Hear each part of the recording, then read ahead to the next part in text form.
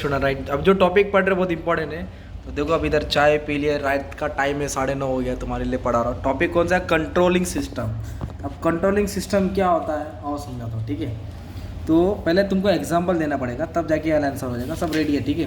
तो controlling system का मतलब क्या होता है कि कंपनी ने एक टारगेट सोचा है, ओके। एक वीक में कंपनी को 1000 यूनिट्स बनाने का। कितना यूनिट्स बनाने का? 1000। तो एक वीक में फिर कंपनी ने अगर मान लो 800 बनाया है या 1200 बनाया, दोनों में से एक बनेगा। अगर 1200 बनाया तो पॉजिटिव बना ना, तो इस पर कंपनी खुश होगी।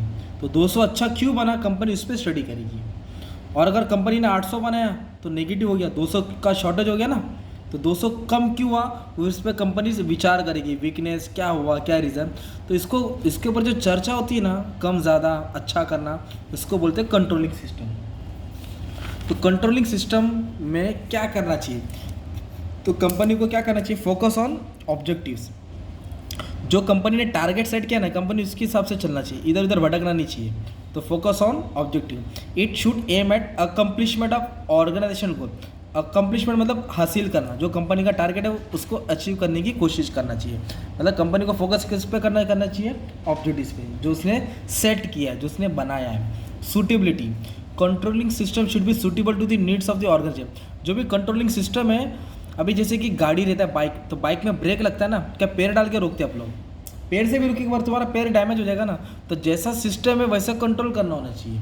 तो ऑर्गेनाइजेशन के हिसाब से कंट्रोलिंग सिस्टम बनाना चाहिए, और वो प्रॉम्प्ट होना चाहिए। प्रॉम्प्ट का मतलब होता है क्विक, तुरंत।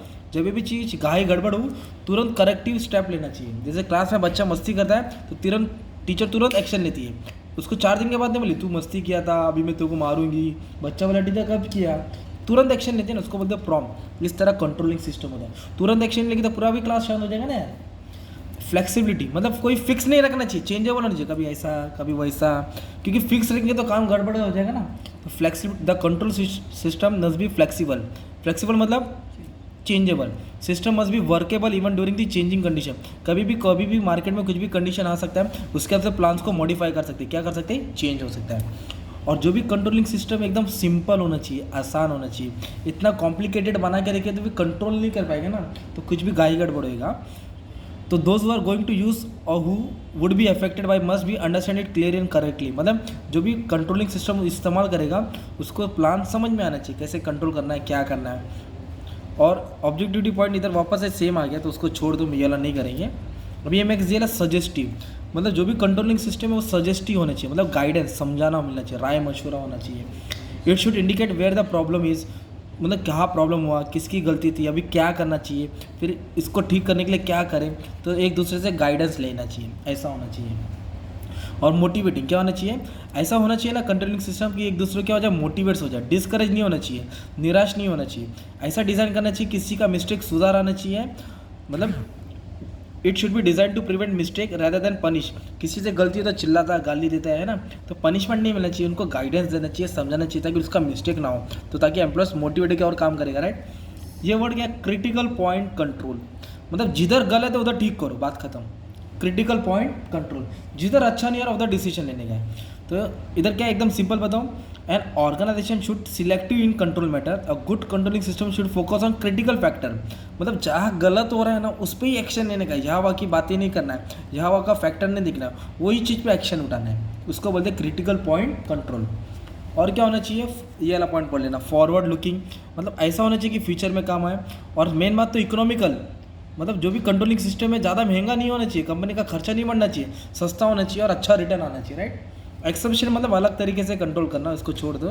तो ये कंट्रोलिंग सिस्टम का क्या है, हमने क्या पढ़े? एसेंशियल्स पढ़े, मतलब कैसा होना चाहिए, राइट। और एक ये टेक्निक्स हम लोग उसको बाद में देखेंगे, अलग से बना दूंगा। और जब तक ये पढ़ के रख लेंगे ना, what are the essential of good controlling system, okay.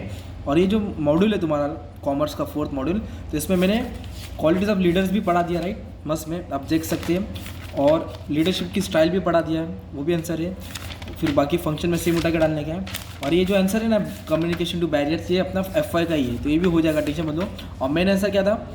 Motivation का फैक्टर्स, मॉनिटरी और एक नॉन मॉनिटरी।